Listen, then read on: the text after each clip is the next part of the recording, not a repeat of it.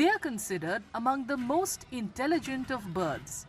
Once a common sight on rooftops, trees and verandas, crows are now becoming increasingly rare across India. Experts attribute the declining numbers of these highly intelligent birds to urbanization, loss of nesting trees, and increasing pollution, among other factors. पहले जो था वो एक घर का गांव का जैसा माहौल था, है ना। तो आज क्या है, शहरीकरण हो गया है। और शहरीकरण की वजह से क्या है कि उनके जो हैबिटेट्स है वो लॉस हुए हैं, पहली बात। दूसरी चीज़ क्या है कि ये केमिकल इफ़ेक्ट्स जो हैं, जो केमिकल प्रदूषण है, रासायनिक प्रदूषण, उसकी वजह से भी कौवों की संख्या में निरंतर कमी आई है। तो हैबिटेट डिस्ट्रक्शन है, बाकी जो केमिकल्स की वजह से भी जो है इनका कम होते जा रहे हैं। Crows are also highly venerated in many Indian traditions. Feeding them during Pitru Paksha and other occasions when ancestors are honored is considered highly auspicious. So, their declining numbers are a cause of concern for cultural reasons as well. देखिए, कौवे तो हमारे जो इंसान है उसके इर्द गिर्द काफ़ी मात्रा में दिखते थे।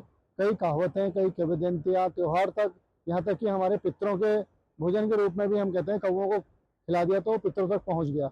लेकिन इस बीच में उनकी बड़ी कमी आ रही है और उसकी वजह ये भी हो सकती है कि एक हैबिटेट लॉस हो रहा है उनका, क्योंकि जो कंक्रीट के जंगल हमारे फैलते जा रहे हैं और जो पुराने वृक्ष जैसे नीम के, पीपल के, इन वृक्षों में वो पलते थे, वो चीज़ उनकी ब्रीडिंग होती थी, वो कम हो रही है। साथ में रेडिएशन भी हो सकता है, इसका एक जिम्मेदार हो सकता है, इस पर अध्ययन किए जाने की जरूरत है।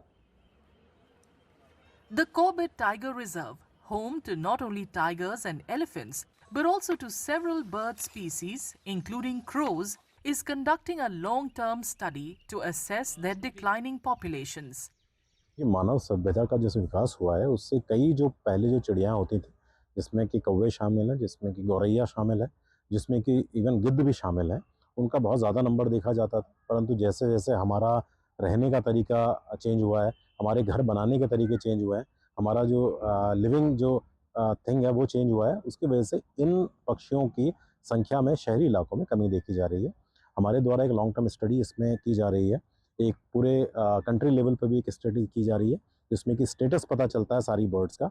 उन स्टडीज़ के जो कंक्लूजन होगा, उसका जो निष्कर्ष निकलेगा, उसके बेसिस पर हम लोग यहाँ पर कार्रवाई करेंगे। In India, crows are regarded as messengers of one's ancestors, and their disappearing numbers are not merely an environmental concern, but also a cultural loss, underscoring the urgent need for conservation efforts.